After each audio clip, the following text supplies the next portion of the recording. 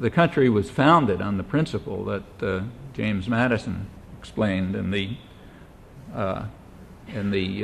Constitutional Convention, that the primary role of government is to protect property from the majority, and so it remains to a remarkable extent.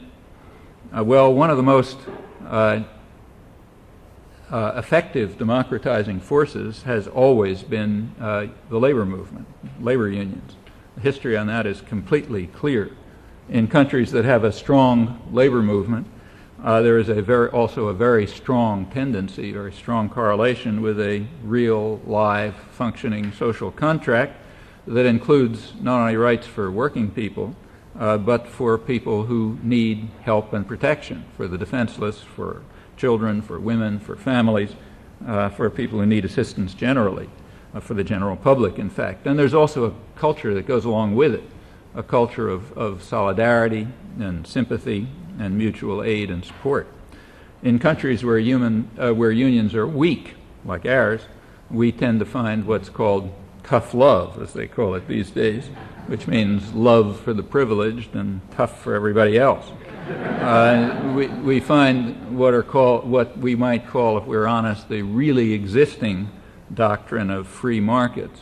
That means market discipline for the poor and the defenseless, but plenty of protection and subsidy for those who really need it, the rich and the powerful.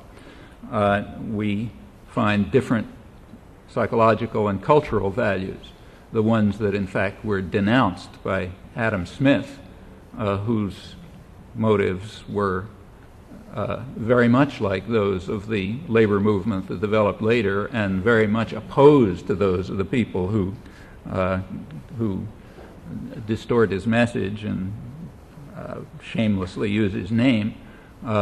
We tend to find what he called the vile maxim of the masters of mankind, all for ourselves and nothing for anyone else, now reaching its sharpest expression in the Gingrich contract, to which the population is overwhelmingly opposed, incidentally, point by overwhelming margins, if you look at public opinion polls. But in a country where democratic forms don't function, that's basically irrelevant. And they don't function in large part because we don't have a civil society with organized elements, unions being the central one, as they have been historically, that can be a countervailing force. And that's historically been the case. Here as elsewhere, unions have been a leading force, probably the leading force, for democracy and human rights. That's true here as well. That's exactly why such enormous efforts have been undertaken in the United States in a really relentless and very self-conscious class war to undermine and destroy them. It's been going on for a long time. It peaked in the Reagan years.